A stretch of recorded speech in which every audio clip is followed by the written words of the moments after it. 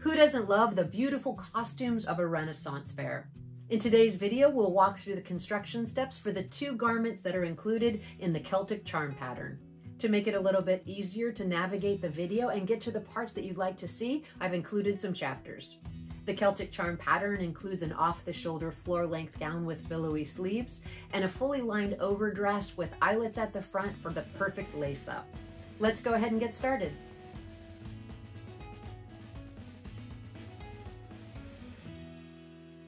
To get started with our Celtic charm dress, we're going to identify the pattern pieces as well as the notions that we need to complete the project.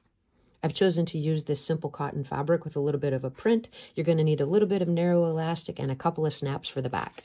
The dress is put together using 7 different pattern pieces. We have the front of the dress and the side front, the side back and the back section, the upper sleeve piece, the flounce to the sleeve, and then also the facing to the neckline.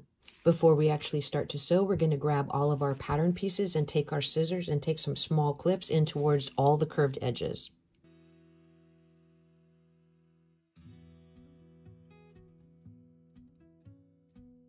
We'll take the side front sections of the dress, place it right sides together to the front of the dress, and sew those seams.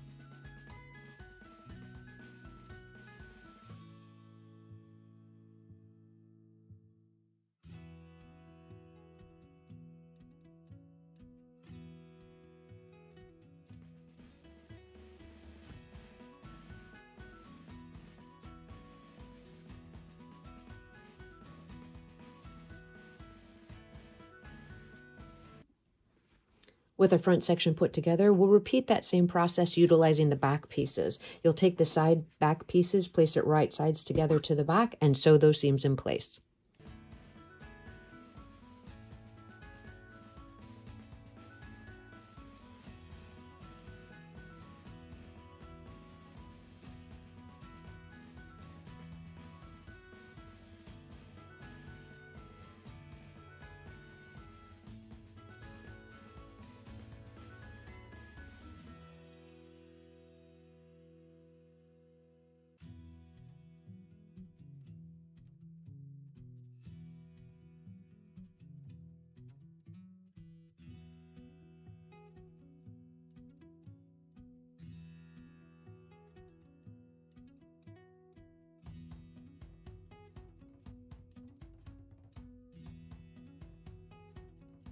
From here, we'll take all of the pieces over to the ironing board and give them a press.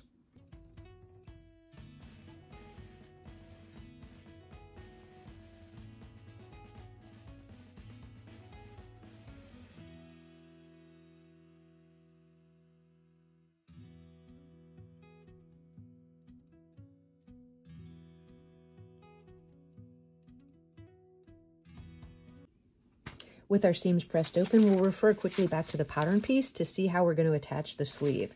You do want to take note of where the notch is, and that notch is actually going to line up with the front of the bodice. So I've grabbed my upper sleeve pattern pieces, and I've just taken my heat erasable marker and made that notch note so that I know which side of the sleeve to sew to the front of the dress.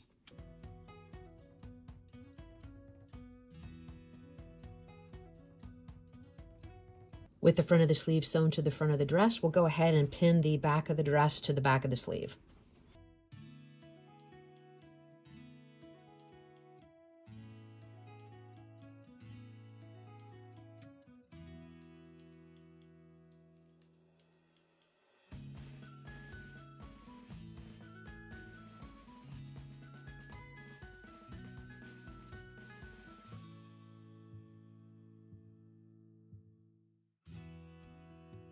With the sleeve sewn to the dress, we're going to clip in towards those curved edges and press all the seams open, and then we'll turn our attention to the flounce.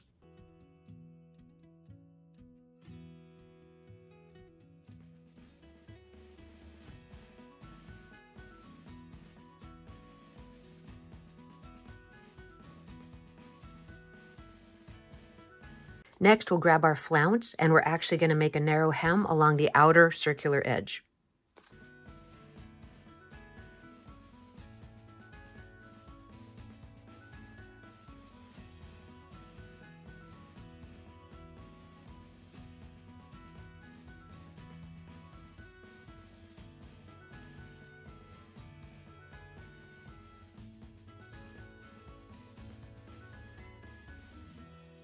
Once you have the flounce hemmed, the second step on the sleeve is to go ahead and run a gathering stitch around the inner edge of the sleeve.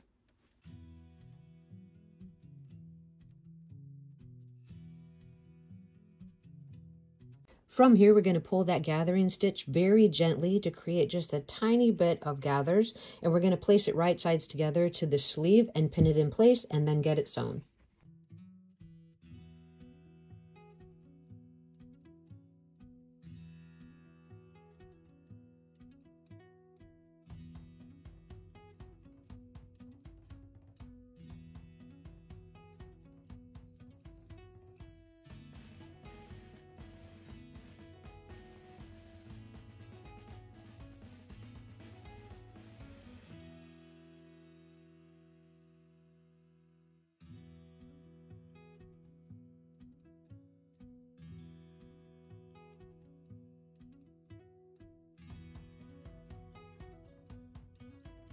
Once you have the seam allowance of the sleeve flounce pressed up, you're going to take the dress and place it right sides together and sew the side seams.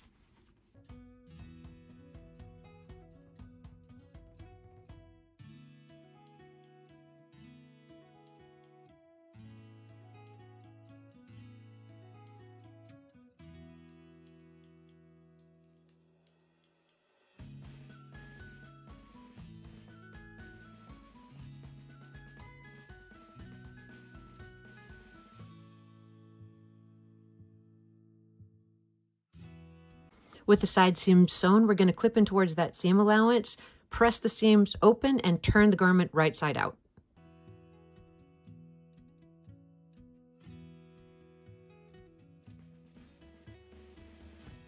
With our dress turned right side out, I do want to bring to your attention this seam on the inside of the sleeve. Since the flounce does have a little bit of a bell to it, you are going to be able to see this seam at the back of the sleeve if you're not careful. One thing I would recommend is when you're looking at the inside of the sleeve, you want to make sure that you don't press that particular part of the sleeve open, because you will then really be drawing attention to that seam depending on your fabric. If that's not a problem, you can go ahead and press this seam open. If you'd like it to be a little bit more hidden, what I would recommend is that you take a nice clip in towards and trim down that seam allowance, and then just run a stay stitch right along the raw edge of that seam allowance to hold it in place, and then it will blend nicely into the back of the sleeve. So I'm going to do that one step, and then we're going to move on to the dress facing. So you can see by taking that additional step of actually pressing the seam allowance, trimming it down, and then just running a quick stitch to hold it in place, it creates a lot nicer finish on the inside of that sleeve flounce. Another thing that's really helpful is if you actually start to fold the flounce the way you want it to drape around the doll's wrist, and then give it a little steam to give it the shape that you want so it's not sticking directly out. And you can do this at this stage to get an idea of how it's going to look, but you want to do it again at the end before you actually dress the doll. Kind of gives you a rough idea of what that's going to actually look like. From there, we're actually going to turn our attention to the facing of the top right here. All that is just a simple arc shape that's going to follow along the neckline, and we're going to use that to create the elastic casing. So the next step is going to be just to run a zigzag or overlock stitch along the outer raw edge of that facing. At that same time, to save a little bit of steps going forward, I'm going to run that same overlock stitch down both the right and left back opening and along the hem edge in order to get that hem started.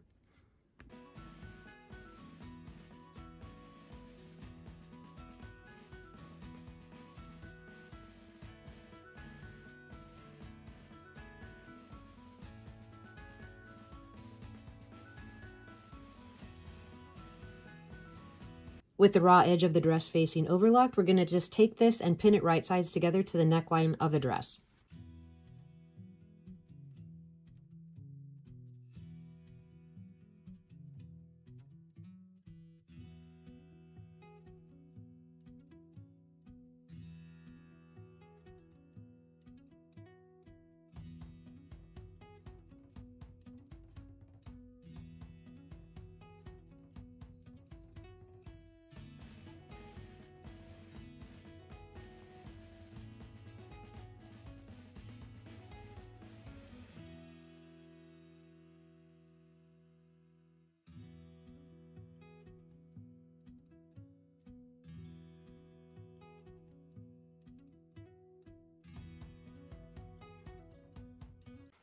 We're going to check both sides, and we're going to take the facing, press it to the inside, and press along the neck edge.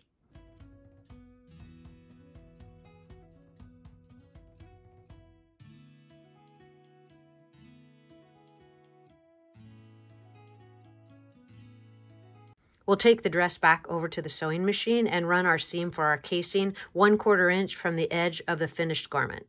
With the casing sewn, we'll grab our narrow elastic and a tool to go ahead and run it through that channel. In this case, I'm just using a simple hair bobby pin where I've taken one of the prongs at the end and bent it in to make it a little bit easier to flow through the material.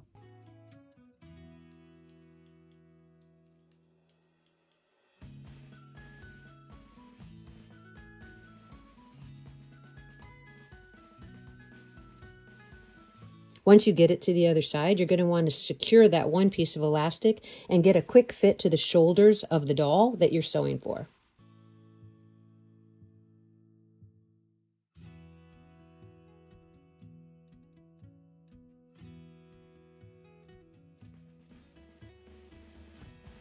I think that amount of tightness seems to be correct, so I'm going to secure off both ends of the elastic and move on to the next step. We have about 3 more steps and our dress is actually going to be complete. So the next step is going to be to turn the hem edge up 1/4 inch and top stitch it.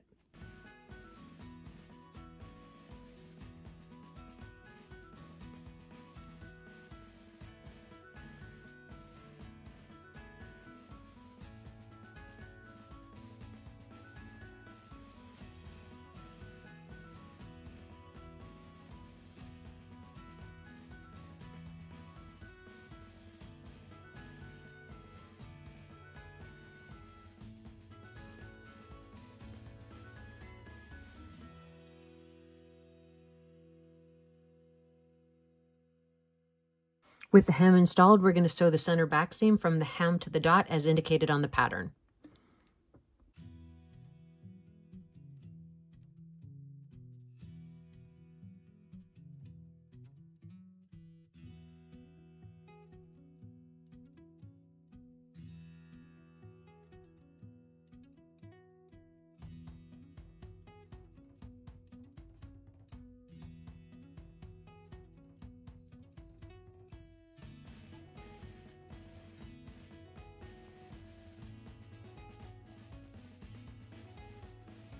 Everything looks to be good with the center back seam, so let's go ahead and turn our garment right side out. Over at the sewing machine, I did do an additional step where I attached the facing actually to the back raw edges of both the left and right back opening. I'm going to press the center back seam over to the left with my iron, and then I'm going to fold the upper left back opening back 1/4 inch. From here, I'm going to finish the garment by adding 2 snaps to the back.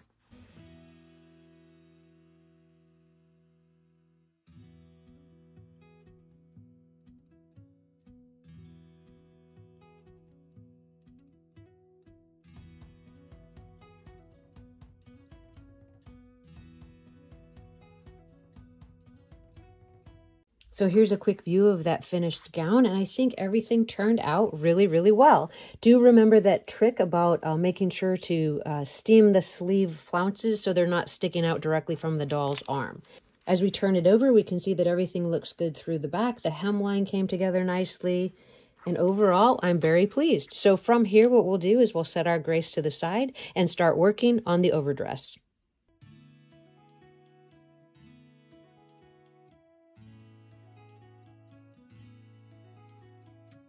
As we get to work on the second piece from the Celtic charm pattern, we're going to be making the overdress with the eyelets and lace up front. The pattern pieces that we'll be using to complete the overdress are the front of the dress and side front, the back of the dress and side back, then a skirt section that's going to be cut 2 and cut 1 in half to make it the back sections. And I'm going to be using these 2 different cotton prints. The blue floral will be the exterior of the garment, and I'm going to use the same cotton that I used to make the underdress as the lining for this particular item. In addition to the fabric, you're going to need some specific notions to complete the project, which include eyelets, eyelet washers. I'd recommend that you grab some fray check to keep those eyelets set nice and secure. Some double-sided hem tape or some double-sided fusible interfacing will work, and then some trims of your choice. Our sewing steps will start by taking some clips in towards the curved edges on all of the bodice pieces, sewing the side front of the bodice to the front of the bodice and the back of the bodice to the back of the bodice.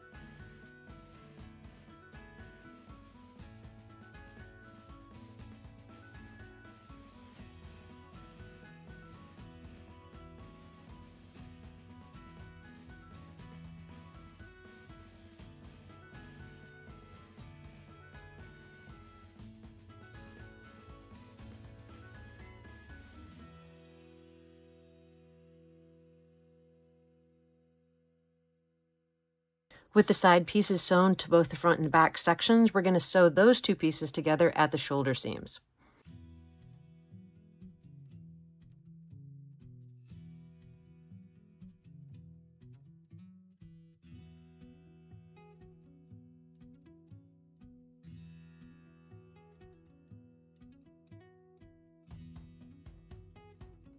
We have all of our seams pressed open and we have the top part of our overdress complete. Off camera, I went ahead and constructed the lining to the overdress bodice in the exact same steps. So what I'm going to do now is I'm going to place them right sides together. I'm going to pin them very well, although you haven't seen me use a lot of pins in this video. And I'm going to sew around the neck edge and around both armhole openings.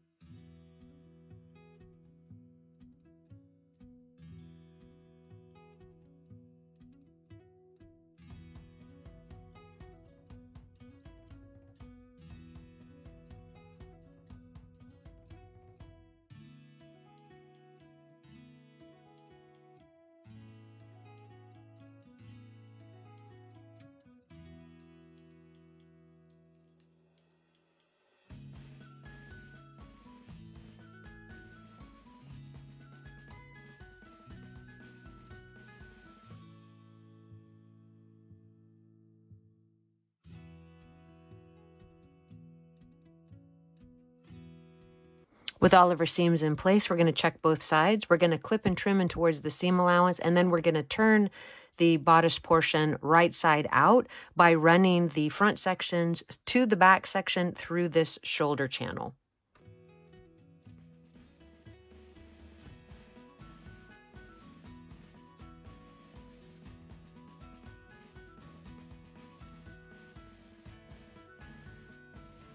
If you've watched some of my other videos, you may recognize two of my favorite tools for turning ties as well as turning bodices through these shoulder channels. One is a fast turn tube turner and the other is just a basic doll stand. What I like to do is go in through the back of the bodice, right in through that shoulder channel and right at the lining side, just to make sure that I don't puncture the exterior portion of the fabric. I just push the doll stand into the tip of that 1/4 inch tube turner and I just walk the fabric through this shoulder channel.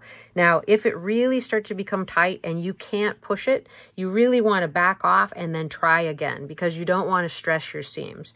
But in this case, you can see it already came out. So then I just want to carefully and gently pull it out until I have it onto the other side.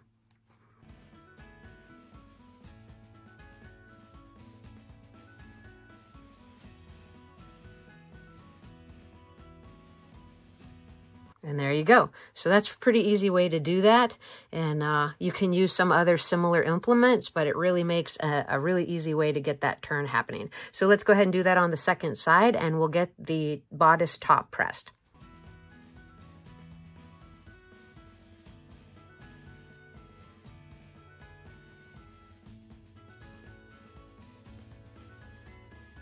As you work with this pattern and get a little bit more comfortable with how you're going to close that front with the eyelets, I would recommend that you add the trim after you get the vest constructed, if that's going to be a little bit easier for you.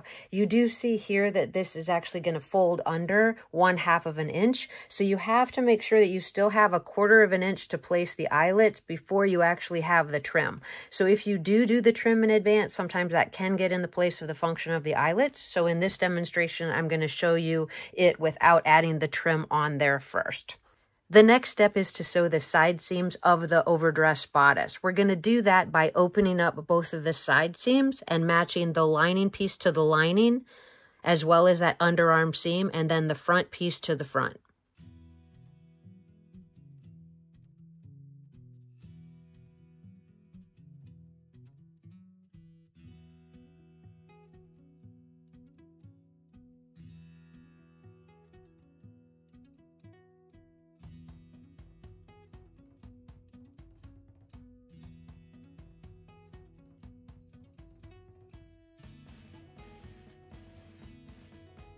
With our side seams sewn, we do want to go ahead and press those seams open. Next, we'll turn both front openings under 1/2 of an inch and give it a press.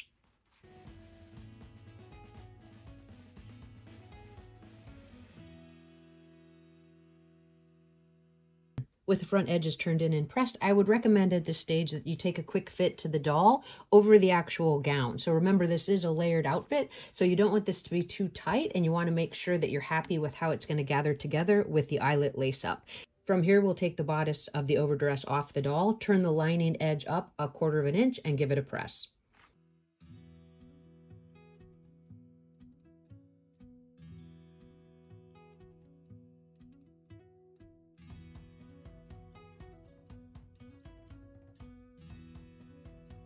With the side seams of the skirt sewn together, we'll also press those seams open.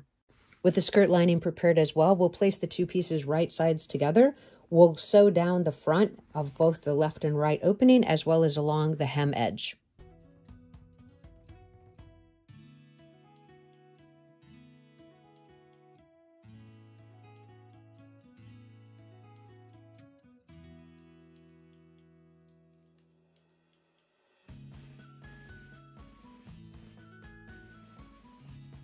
We'll get the skirt assembly turned and we'll give it a good press.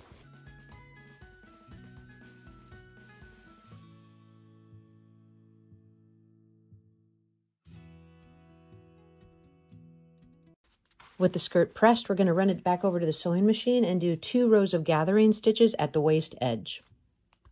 Over time, I've really decided that the best way for me to do 2 rows of gathering stitches is to put one less than 1/4 of an inch from the raw edge of the waist, and that one I don't always have to pull out.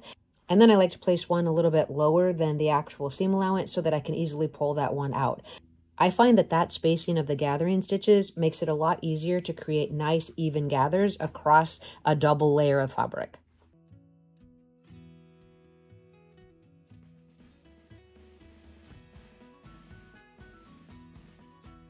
You'll take the skirt assembly and place it right sides together to the bodice, matching the side seams, pin it in place, and sew the waist seam.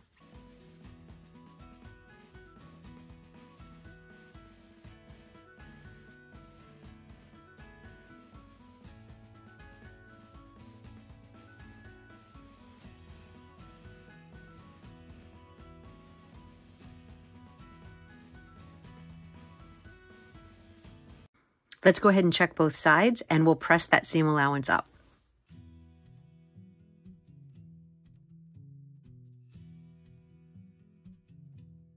Next, you're going to grab your double-sided hem tape, or in this case, you could also use a double-sided fusible interfacing. You're going to cut a small piece, and it's going to actually fit here right at the front where we're going to install the eyelets. I like this particular one because one sticky side is exposed, and then you peel back the paper to reveal that second sticky side, and it works really good for eyelet placement. You want to make sure that you place the hem tape in far enough from the edge that it isn't seen.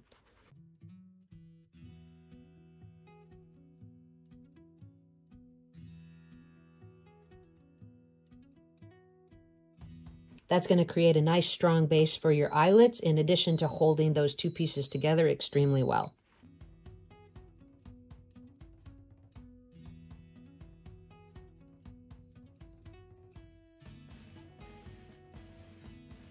From there, the next step is to grab our needle and thread and to go ahead and take the folded edge of the lining and sew it to the seam.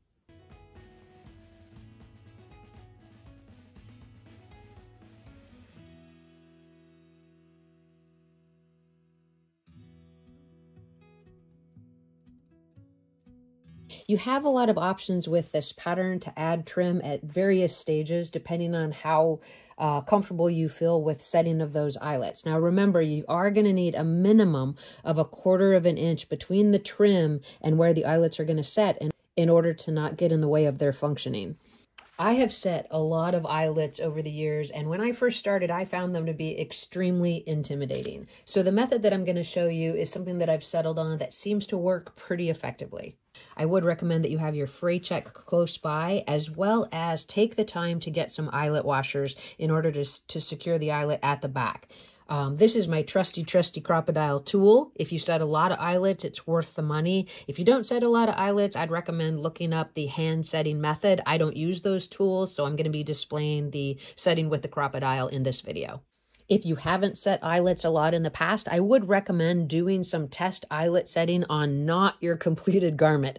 There's nothing more heartbreaking than finishing something to this level of completion and then making a mistake with the actual eyelet setting. So do practice, and then once you feel confident with it, you can take it to your actual piece. Working on the inside of the overdress, I'm going to take my heat erasable marker and mark the placement of the eyelets on each side. In this case, I'm going to be using 5 sets.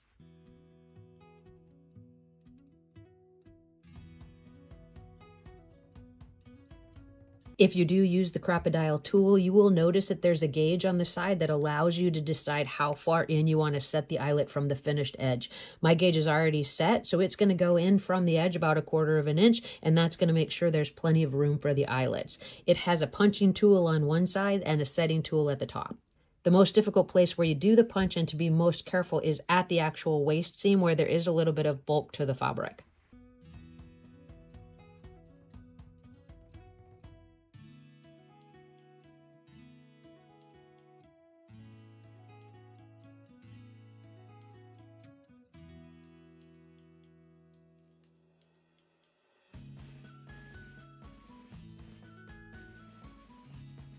Next, you're going to carefully trim away any extra fabric that is picked up from that hole that you set, but you do not want to cut into the fabric that's part of the dress. So be really careful. I'd use some really sharp, small scissors so that you don't make an extra cut.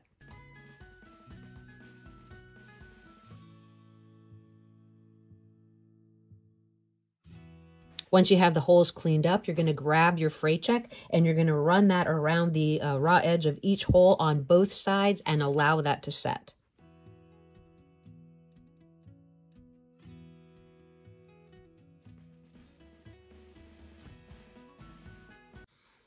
Now that the fray check has dried in those holes, we can go ahead and get those eyelets set. The first thing you're going to do is just grab one of the eyelets with the right side up. You're going to push it through on the right side of the fabric.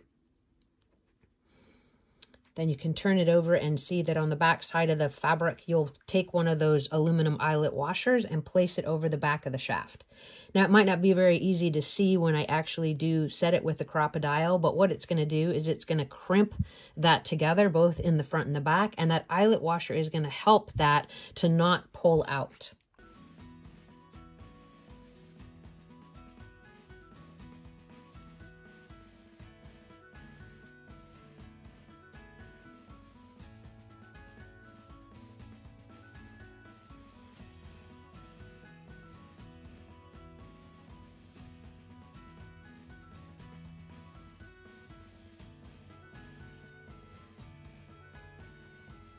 You can see what a nice clean finish that has. Now, if you have eyelets that are a little bit scratchy when you press them through when the shaft splits, you can just take a pair of flat tip pliers and just press those jagged edges just a little bit, and that will tend to clean that situation up. We'll repeat that with all the other holes in the front of the overdress.